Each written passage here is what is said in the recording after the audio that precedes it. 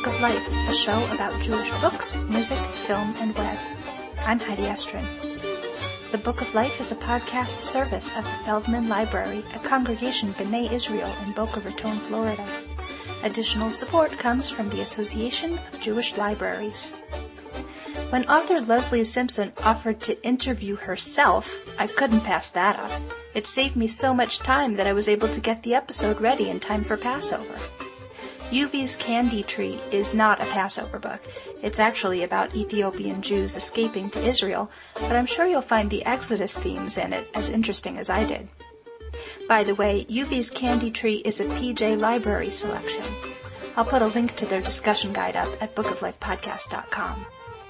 Now, without further ado, here's Lesley.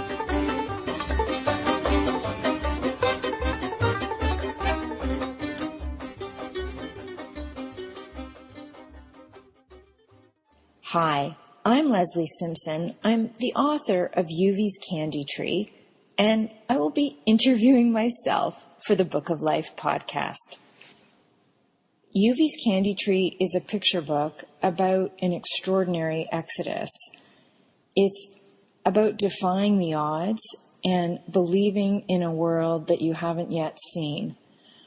In terms of the plot, it's the story of a 5-year-old girl who escapes from Ethiopia on a donkey with her grandmother, and it is the story of her journey as she makes it to a Sudanese refugee camp and is later airlifted to Israel. I had just hosted my first Seder in Toronto, Ontario, Canada, with my husband in 2009. The highlight of that Passover week was actually meeting Yuvi to show me. She was in Toronto, and she was actually visiting North America as a guest of the New Israel Fund. And the purpose of her visit was to tell people about an NGO she had created in Israel. It's called Friends by Nature, and it was targeted to help the Ethiopian Israeli community transform itself. And it included everything from a homework club at home that would give kids access to a computer, to a community garden, to hiking clubs. And that was the purpose of her visit and most of the content of her talk. She happened to mention, almost in passing, that she was from Ethiopia and she had been one of the children during Operation Moses. And when I heard that, I had to learn more about this woman, and so I booked a private interview. I asked Yuvi what she remembered about that experience, and she was being hosted in a Toronto home. It was Passover, so she was eating matzah.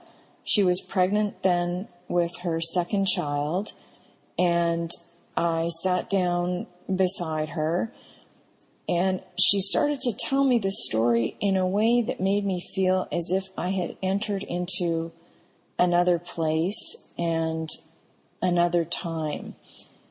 She had such an acute recall of the detail. She could remember being afraid of the sound of the hyena, and she remembered waving to the moon and the stars. She remembered the constant thirst. And so my goal in writing the book was really to capture the soul of her voice and the spirit of her experience. And I felt as if she had given me a gift, which was her story, and it started kind of living inside of me, and I had to write it down. You know, when I was a kid and we went to family seders, I read the Haggadah, but the concept of an exodus was really quite abstract for me. I had trouble really imagining it, and it felt like something that was ancient and far away, and it didn't resonate with me. And I remember at one of our family seders, my Uncle Jack saying, that each Jew should regard himself as if he or she came out of Egypt. It's one of the sections of the Haggadah. And I remember being a kid and thinking, well, I don't have anything to do with Egypt, and Egypt really doesn't have anything to do with me. When I got older, I think I thought about Exodus in terms of Jews fleeing Nazi Germany, but I had never met anyone who had gone through that kind of journey. So when I met Yuvi to show me, I felt almost as if I had met the Haggadah, but living in a human body. So although it's true that the word Passover, is not in the book, I see it very much as an incredible Exodus story.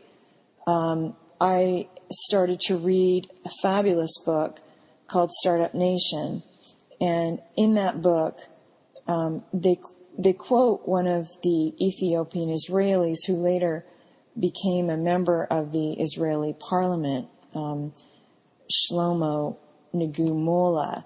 And, he left his village, which had no running water, no electricity, no phone line, no fridge, all those things that we take for granted, and walked about 500 miles a week barefoot, surviving wild tigers and snakes, muggers and robbers.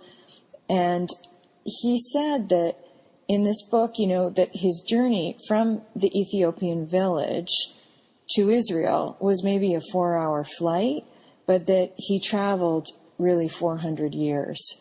And so I see this as a contemporary Exodus story that people can relate to because it's still ongoing.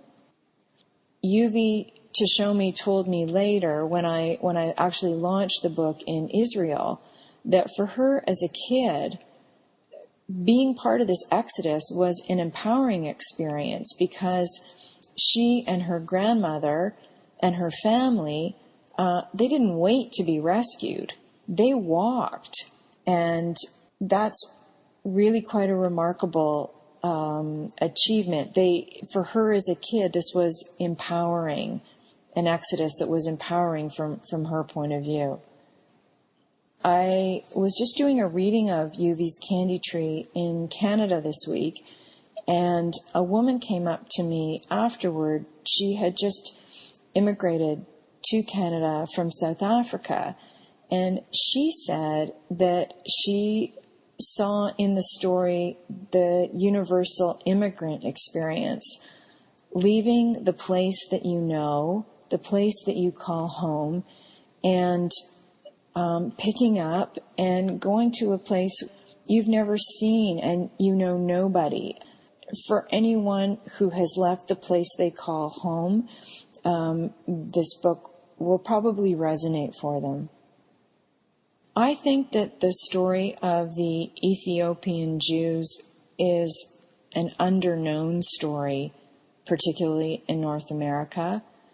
And it's an extraordinary story about a community. The Ethiopian Jews thought they might be the last Jews in the world. And Yuvi told me herself that she had never met anyone who was white. I think it shows the diversity of the Jewish experience, and it gives a voice to a story that has otherwise not been told. And just in terms of Passover and Exodus, this is still going on. This is a contemporary story that is real. There are still Ethiopian Jews who want to leave Ethiopia and come to Israel. And I think for kids and for families too, when a story is true, it has a different kind of entry point. And when I was in Israel, it was interesting because I read the book in Beit Shemesh, and some of the kids, I read the book with Yuvi. I read it in English, and Yuvi translated it into Hebrew. And some of the Ethiopian Israeli kids were asking, is this true? Is this story really true? Because in the story, Yuvi, who is the plucky, resourceful 5-year-old, actually comes up with a plan to fool these robbers that keep coming back to steal money. And Yuvi Tashomi told them, yes, it's true. And so I think it's another window into the Jewish world. I'd like to thank the Book of Life for having me as a guest. And for more about me, Lesley Simpson, you can visit my website anytime. The address is lesleyysimpson.ca. That's LESLEYSIMPSON.ca. Thanks so much for listening.